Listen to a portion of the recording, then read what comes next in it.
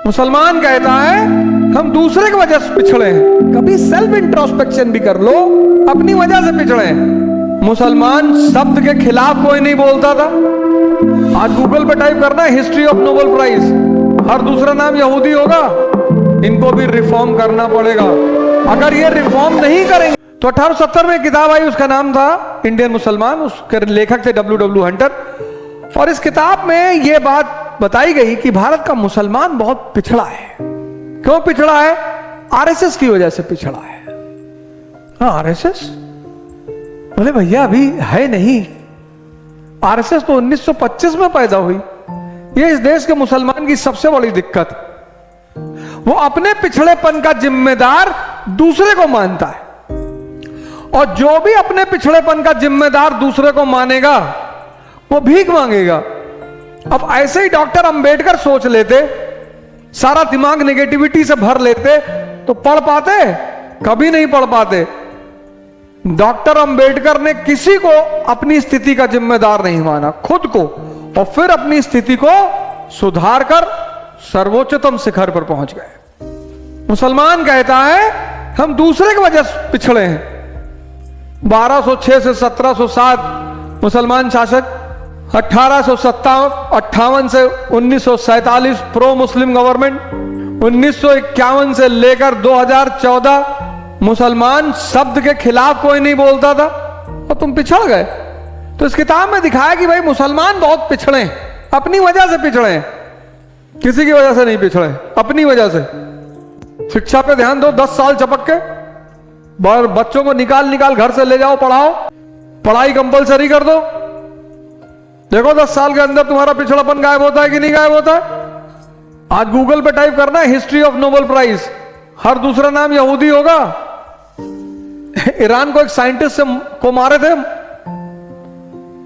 Robot से मरवाए थे सब, रोबोट स्मगल करा दिया, खुद ही असेंबल कर लिया अपने आप को। इतनी हाइपर टेक्नोलॉजी उनके पास है। हिंदू धर्म परेशान हुआ, पिछड़ा, तो महमूद गजनी ने लूटा, तो फिर हिंदुओं ने रिफॉर्म किया, तब मजबूत हुए। ईसाईयत पिछड़ी तो बारबरियों ने लूटा, फिर उन्होंने रिफॉर्म किया, तब आज आगे हुए। ऐसे मुसलमान आज पिछड़े हैं, इनको भी रिफॉर्म करना पड़ेगा। अगर ये रिफॉर्म नहीं करेंगे, सुधार नहीं करेंगे, कुछ नहीं होगा। भाई हिंदू पिछड़े थे, कमजोर थे, तभी तो लूटे गए पंजाब से सोमनाथ तक। फिर उन्होंने रिफॉर्म किया, फिर ताकतवर हुए। जो भी पिछड़ा है इसका मतलब कमजोर है, रिफॉर्म कर ले, सुधार कर ले।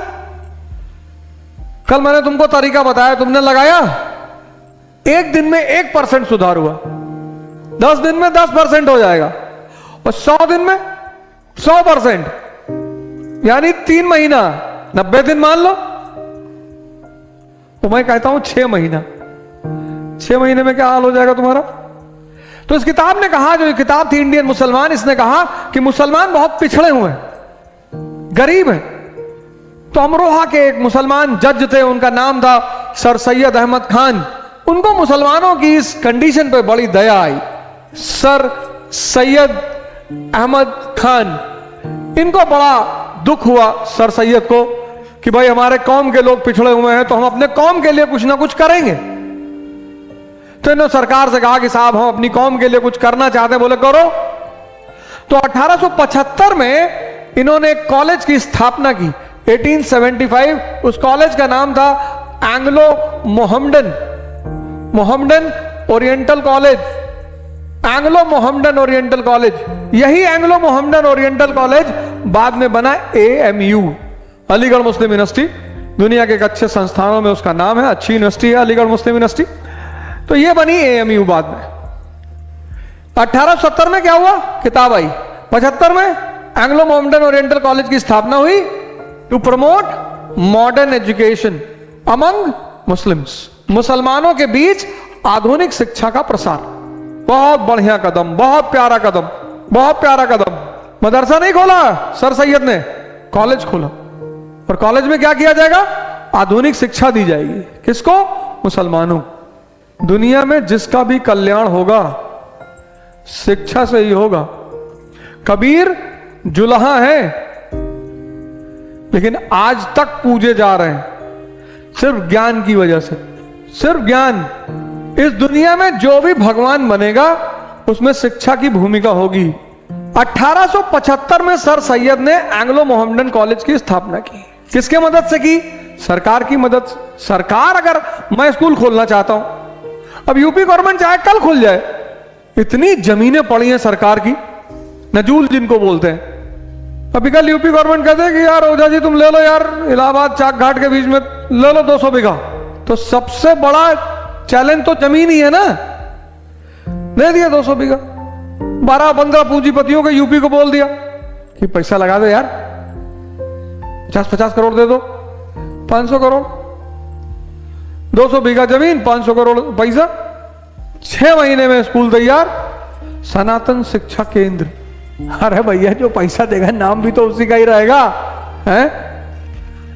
पैसा जहां से आएगा, जमीन से जहां से आएगी, तो उसका नाम तो दिखाई पड़ना चाहिए।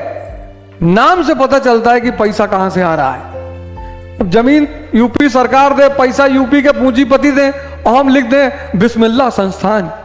बुलडोजर तो चल नहीं सकता क्योंकि मकान तो है नहीं, जेसीबी लगा खुदाई करवा डालेंगे जमीन पे कि 4 साल तक कोई काम ना हो। सरकार की मदद से अलीगढ़ खाली पड़ा हुआ था, कोयल नाम था उसका, खाली। आज भी अलीगढ़ में यूनिवर्सिटी छोड़ के बाकी कुछ नहीं है, और दिल्ली से करीब 100-150 किलोमीटर है, तो जमीन दे दी सरकार ने, खा लो, जाओ बनाओ। अब सर सैयद जज थे, सरकार की मशीनरी में, और सरकार की मदद से स्कूल बना। तो जब सरकार की मदद से स्कूल बना, अब सर सैयद का झुकाव किधर होगा? सरकार की तरफ। और यहीं से हिंदू मुस्लिम के बीच में रिफ्ट की शुरुआत, यहीं से।